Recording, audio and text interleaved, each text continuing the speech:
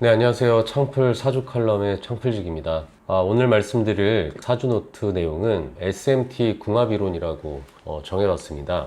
사실 SMT 궁합이론은 예전에 제가 어떤 책에서 본 내용인데, 남녀 간의 궁합을 볼 때 저는 이 이론에 맞춰서 궁합을 봅니다. 여기에서 S는 남녀 간의 섹스를 의미하고요, M은 머니를 의미하고, T는 대화를 뜻하는 토크를 의미합니다. 쉽게 얘기해가지고 부부끼리 섹스가 잘 맞아야 되고요, 돈이 좀 많아야 되고요, 대화가 좀 잘 통하면은 궁합이 좋다라고 이야기를 하는 건데, 여기서 한 발 더 앞서 나가서 생각을 해본다면은 20, 30대 젊었을 때는 섹스만 잘 통해도 둘이서 잘 살 수가 있게 되는 거고, 40, 50대에서는 돈이 어느 정도는 있어야 잘 살 수 있다는 얘기고요. 그리고 60대 이후 노년에는 서로가 대화가 잘 되어야지 잘 살 수 있다는 논리입니다. 그러면 하나씩 좀 짚어보겠습니다. 첫 번째는 섹스에 관련된 내용인데요. 일단 섹스가 잘 맞는 조건이 몇 개가 있는데, 우선은 둘의 타고난 성분이 서로 상극을 하는 게 아니라 상생을 하는 게 중요합니다. 내가 토기운이라고 한다면 상대방은 뭐 금기운, 토생금이라든지, 내가 토기운이라고 했을 때 화기운이라서 화생토라든지 이런 식으로 상생을 어느 정도 유지하는 구조여야 일단 1차적으로 궁합이 좋다고 표현을 합니다. 뭐 내가 목기운이라면 아무래도 물의 생조를 받는 게 좋으니까 수생목 해서 물 기운을 가진 여자를 만나는 게 아무래도 좋겠죠. 원초적인 기운이 서로 상승을 이룬다면은 일단 모든 것이 자연스럽습니다. 게다가 꼭 필요한 오행이 상승을 해준다면 이건 더할 나위 없는 거죠. 내가 목기운인데 물 기운이 꼭 필요하다, 그럼 수생목 해주면 정말 좋은 거예요. 내가 목기운이지만 기운이 약한데 목생화로 넘어가게 되면 아무래도 상승이긴 하지만 목생화로 기운이 빠져나가다 보니까 궁합 점수에서는 조금 빠지게 되는 겁니다. 두 번째는 그 섹스를 많이 하는 그 시기에 그 사람들의 운을 또 한번 봐줘야 돼요. 그 20, 30대 젊었을 때 그 운을 또 봐주는 거죠. 운이 안 좋고 일이 잘 안 풀려가지고 정력을 엄한 곳에 다 쓰게 되면은 아무래도 그것도 제 기능을 못 할 수도 있는 겁니다. 몸이 아픈데 섹스가 잘 될 리가 없잖아요. 그래서 그 섹스를 왕성히 하는 그 시기에 그 사람의 운도 어느 정도 살펴봐야 됩니다. 사실 그 정력이라는 부분에 대해서도 좀 이야기를 좀 드려야 되는데, 이 정력이란 부분에 정자라는 글자는 초코파이 정은 앞에 마음 심자가 들어가는데요, 정력을 뜻하는 정은 그 앞에 쌀 미자가 들어갑니다. 일종의 정력이라는 거는 쌀을 생산하는 능력을 의미하는 거죠. 근데 예전에는 남자들이 쌀을 생산을 하고, 실제로 생산력을 의미하는 거는 자식들을 많이 낳고, 특히 아들들을 많이 낳아야지 또 일을 할 수 있는 작업들이 많은 거잖아요. 그래서 많이 섹스를 왕성하게 해가지고 아들을 쭉쭉 낳는 그런 남자를 정력 있는 남자라고 불렀기 때문에 그렇게 표현을 한 거지, 요즘 들어서는 사실 정력이라는 게 애를 많이 낳는다고 생산력이 높아지는 건 아니니까, 실제로 돈을 버는 행위와 관련돼서 힘을 쓴다면 그것들을 정력이라고 표현들을 많이 합니다. 그래서 사업을 하는 사람들이 돈을 버는 행위인 그 정력을 그렇게 많이 쓰고 사는데, 따로 또 그 젊은 아가씨 잡아가지고 또 이렇게 엄한 그런 섹스 정력까지 써버리게 되면은, 정력이 고갈되게 되면은 실제로 갑자기 급사를 하는 경우도 있고, 이런 것들 종종 보게 되잖아요. 그런 식으로 일단 좀 이해를 좀 하시면 됩니다. 세 번째는 일단 사주의 구성이 조금 신선해야 됩니다. 서로 극을 하고 충을 하고, 뭐 수극화, 물과 불이 부딪히고, 뭐 토와 물이 부딪히고, 막 금과 나무가 부딪히고, 이런 것들이 계속 생기게 되면은 아무래도 좀 그런 성적인 부분들도 좀 막히는 경우들이 좀 많이 있어요. 서로 생을 하면서 선순환이 되는 사주들이 성적으로도 무난한 경우가 많습니다. 네 번째로는 서로의 그 성욕을 좀 체크를 좀 해야 됩니다. 밥도 많이 먹는 사람이 있고 적게 먹는 사람이 있잖아요. 서로 좋아하는 고기 반찬이면 뭐합니까? 누구는 1인분만 먹어도 배부르고, 누구는 10인분 정도는 먹어야지 좀 양이 좀 차는 것 같고, 그렇게 되기 때문에 누구는 내 양껏 먹는데 누구는 좀 적게 먹게 되면은 좀 약해서 상대방은 좀 부족할 거고, 누구는 부족해서 막 더 하자 그러면은 이건 상대가 봤을 때 또 호색한이 돼버리는 거잖아요. 그렇기 때문에 둘 중에 또 그런 양적인 부분도 좀 맞아줘야지 그거를 궁합이 좀 맞는다, 또 이렇게 또 판단을 할 수도 있는 겁니다.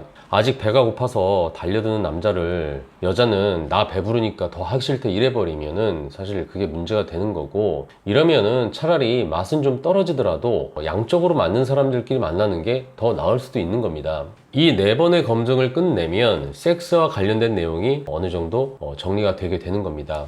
두 번째는 돈과 관련된 얘기를 할 건데요. 재물운이 들어오면 재물이 들어온다고 이야기들을 하지만 사실 20살에 재물운이 들어온다 해도 그 재물은 어디다 씁니까? 20살짜리가. 심지어 고등학교 때 돈이 들어오면 이건 어떻게 될까요? 선생님 말은 안 듣고 아마 가출해가지고 뭐 주유소 알바든 뭐 신문 알바든 뭐 요즘 어떤 알바들이 있는지 모르겠는데 어쨌든 그런 돈 버는 행위로다가 시간을 허비하게 되고 그거 해서 번다고 해서 재물운이 들어오는 건 아니잖아요. 부자 되는 게 아니잖아요. 그렇다고 해서 60세가 넘어서 재물운이 들어온다면 그건 어떻게 해야 될까요? 아예 안 들어오는 것보단 낫겠지만 아무래도 좀 아쉽죠. 그 시기적으로. 그래서 40대 언저리부터 들어오는 그 재물운을 저는 진퉁 재물운이라고 부릅니다. 진짜 재물운이 들어와야 될 때 들어와주는 그런 것들을 진짜 재물운이라고 표현을 할 수가 있는 거죠. 40대, 50대 재물이 어디로 흐르는가를 봐야지 그 재물운으로 사업에서 성공도 하고요. 직장에서도 끝까지 살아남는 어떻게 보면 좀 임원으로도 승진을 할 수 있는 그런 안정적인 삶을 유지할 수가 있습니다. 백날 섹스가 잘 맞아가지고 맨날 그렇게 해봐야 나이 들고도 그걸 계속 똑같이 할 수는 없는 거예요. 소고기가 맛있다고 주구장창 그것만 계속 먹어버리면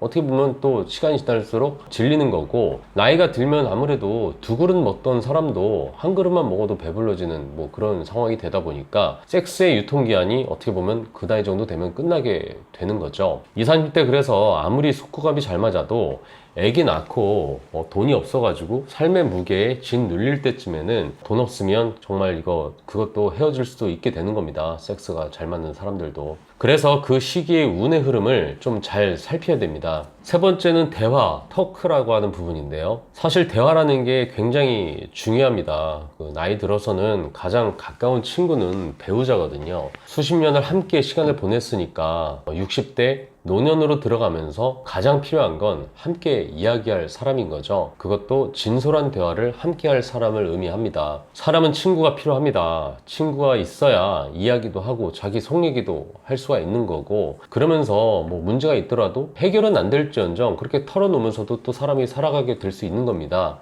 완전한 인간은 없으니까 말이죠. 만일 같은 고등학교의 동창이라고 한번 예를 들어보자고요. 함께 그 시기에 진솔하게 함께한 친구라면은 그렇게 진솔하게 지냈던 과거가 있다면 그 친구랑 헤어져서 10년 동안 떨어져 지냈다고 하더라도 그 10년이 지났을 때 다시 만났을 때도 대화가 잘 됩니다. 왜냐면 그 시절에 같이 했던 그 진솔했던 그 시기가 있으니까. 그렇지만 고등학교 동기이긴 한데 딱히 무언가 그 당시에 지속적으로 뭔가 했던 추억을 쌓을 만한 그런 일을 했던 그런 추억이 없는 친구라면 10년 뒤에 정도 다시 만났을 때는 어떻게 단둘이 만나면 오히려 뭐 친구야 막 이런 게 아니라 그냥 정말 어색한 사이가 되는 거죠. 요즘 들어 부부이긴 하지만 사실상 남들처럼 그렇게 지내는 사람들이 많습니다. 남의 시선이 무서워서 이혼은 못하고 그냥 서로 각자의 삶으로 살고 있는 거죠. 뭐 이혼남, 이혼녀 그런 소리 듣기 좀 그렇잖아요. 그렇게 되는 것보다는 일단 뭐 혼인 관계는 유지하면서 사는 게 자기들끼리 생각을 해도 이익이라고 생각이 드니까 뭐 자기 생활 터치 안 하면 뭐 되는 거고 뭐 월급이나 똑바로 가져다 주면 뭐 그냥 좀 문제가 되더라도 그냥 사랑 없이도 십수년 살게 되는 겁니다.